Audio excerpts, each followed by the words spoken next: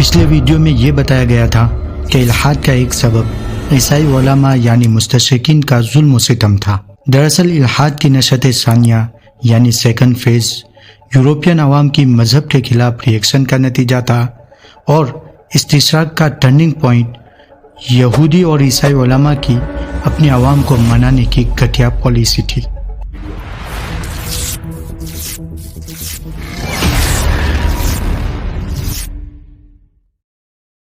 استشراق کا انگریزی ترجمہ اورینٹلزم ہوتا ہے اور مستشرق کو اورینٹلسٹ کہتے ہیں۔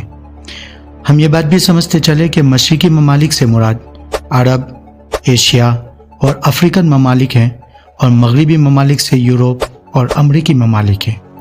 مشرقی باشندوں کی اکثریت کا مذہب دین اسلام ہے۔ یہ اقتصادی یعنی اکنامک اعتبار سے پسماندہ اور بیکورڈ ہے، اور سیاسی اعتبار سے سامراج، ڈکٹیٹرشپ اور غلامی کا شکار ہوتے رہے ہیں، جبکہ مغرب کے باشندوں کی اکثریت کا مذہب نصرانیت ہے۔ یہ اقتصادی اعتبار سے خوشحال ہے، بس سیاسی اعتبار سے سامراجی اور تخریبی نظریات رکھتے ہیں۔ استشراق اور مستشرقین کی مختلف تعریفیں کی گئی ہیں۔ در حقیقت تعریفوں کا یہ اختلاف مختلف زمانوں میں کام کرنے کی نہج کی تبدیلی کے اعتبار سے ہیں۔ ابتدا میں علماء یہود و نصارہ اسلامی علوم میں دلچسپی رکھتے تھے تو انہیں مستشرقین کہا جاتا تھا، یعنی مشرقی علوم، عادات اور معاشرت میں دلچسپی رکھنے والے مغربی باشندے۔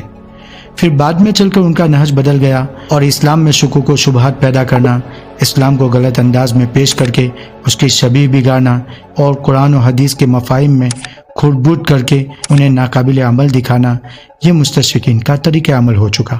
تو اس نہج کے اعتبار سے مستشرقین ان علماء یہود و نصارہ کو کہا جاتا ہے جو علم کے راستے سے اسلام دشمنی کا مشغلہ رکھتے ہیں۔ پھر 1973 میں فرانس میں ایک میٹنگ ہوئی جس میں اس بدنام زمانہ نام کی تبدیلی کا ججمنٹ لیا گیا۔ اس کے بعد وہ اپنی جماعت کو مختلف ناموں سے تعبیر کرنے لگے تاکہ بدنما داغ مٹ جائے اور کام اسی طرح چلتا رہے۔ اب ان کا کام صرف اس حد تک محدود رہ گیا ہے کہ قرآن و حدیث پر اعتراض کریں، ان میں کمی نکال کر اس کو معیوب بنا کر پیش کریں، اور یہ کہ زمانے کے تقاضوں کا حل اسلام میں نہیں ہے، یہ باتیں ذہن نشین کر کے مسلمانوں کو دین سے دور کریں۔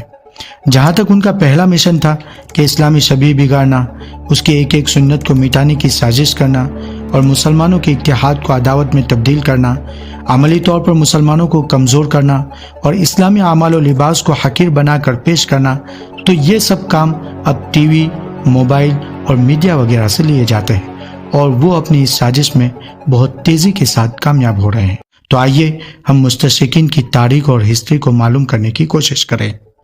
جب فوجی اور عسکری میدانوں میں صلاح الدین ایوبی نے پوری عیسائی لابی کو مات دے دی، تو اس وقت وہ اس بات کا حل نکالنے کے لیے سر جوڑ کر بیٹھ گئے کہ اسلام اور مسلمانوں کو کیسے زیر لیٹ ڈاؤن کیا جائے۔ تو اس وقت اس مجلس میں یہ بات طے ہوئی کہ ان میں سے اسلامی روح کو نکال دیا جائے، اسلامی احکام پر ان کے یقین کو متزلزل انسٹیبل بنا دیا جائے، اور ان کے درمیان اتحاد و اتفاق کو تار تار ڈیمولش کر دیا جائے۔ مستشرقین کی نشأت ثانیہ یعنی سیکنڈ فیز یہیں سے شروع ہوئی۔ پھر اس میں ٹرننگ پوائنٹ اس وقت پیش آیا جب یورپ کے عیسائیوں کے سامنے اندلس یعنی اسپین کا ترقی یافتہ علوم کا ذخیرہ پہنچا اور ان کی دلچسپی کا سامان بن گیا۔ ان میں سائنسداں پیدا ہونے لگے جن کی کچھ باتیں عیسائی کتابوں کے خلاف جانے لگی، اور یہ مخالفت مذہبی پیشواؤں کے لیے ناقابل برداشت ہو گئی، جس کی وجہ سے عیسائیت کا فرسودہ نظام یعنی corrupted out of date system بری طرح سائنس سے جا ٹکرایا، اور اہل کلیسا یعنی چرچ والوں نے بہت سے سائنسدانوں کو زندہ جلا دیا۔ اہل کلیسا کے اس لرزہ خیز مظالم اور چیرہ دستیوں نے پورے یورپ میں ہلچل مچا دی۔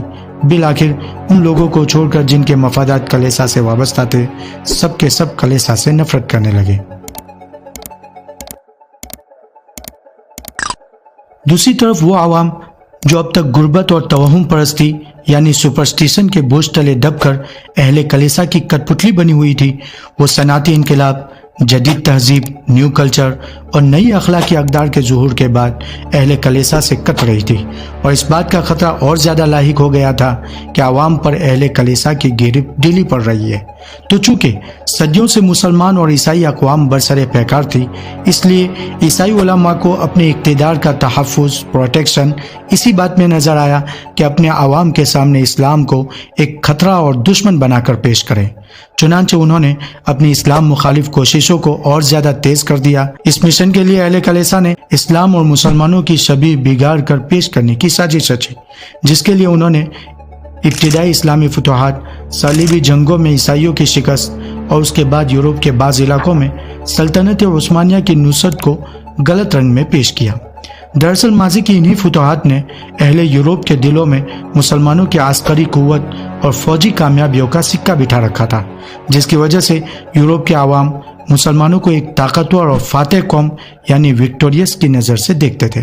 اہل کلیسا نے خوف کی اس نفسیات کو غلط رخ دے کر مسلمانوں کے خلاف نفرت کے جذبات پیدا کرنا شروع کر دیے۔ اس مقصد کے لیے انہوں نے قلم کا سہارا لے کر علوم اسلامیہ کو خوب سے خوب تختہ مشق بنایا۔ چنانچہ مذہب اسلام اور اس کی تعلیمات و عقائد، کتاب و سنت، تاریخ و ثقافت، تہذیب و تمدن، عادات و اخلاق اور زبان و ادب، یہاں تک کہ متقدمین علماء اسلام کے علمی ذخائر کو بھی اعتراض کا نشانہ بنایا گیا۔ اسلام اور مسلمانوں سے متعلق کوئی گوشہ ایسا نہیں چھوڑا جس میں انہوں نے تلبیس و تحریف کا رنگ بھر کر اس پر کیچڑ نہ اچھالا ہو۔ ان تمام کاوشوں کا اصل مقصد یہی تھا کہ مسلم عوام اور علماء اسلام کے ذہنوں میں اسلام کے تئیں شکوک و شبہات پیدا کیے جائیں، تاکہ ان پر مذہبی رنگ کا جو غلبہ ہے وہ کمزور ہو جائے اور ان کے قلب و دماغ پر اسلام کی جو مضبوط گرفت ہے وہ ڈھیلی پڑ جائے، تاکہ سادہ لوگ، کم علم اور غیر پختہ ذہن کے افراد کو اپنے جال میں پھنسانا آسان ہو سکے۔ خلاصہ یہ کہ وہ اپنی اس اسکیم میں پورے طور پر کامیاب ہو گئے، اور مسلمان اسٹیپ بائی اسٹیپ اعتقاد کے طور پر پھر عملی طور پر اسلام سے دور ہوتا چلا گیا، جس کی پاداش میں وہ نصرت الہی سے محروم ہو کر سیاسی، علمی اور معاشی میدانوں میں اپنی بالادستی کھو چکا اور یورپ کا دست نکر بن کر رہ گیا۔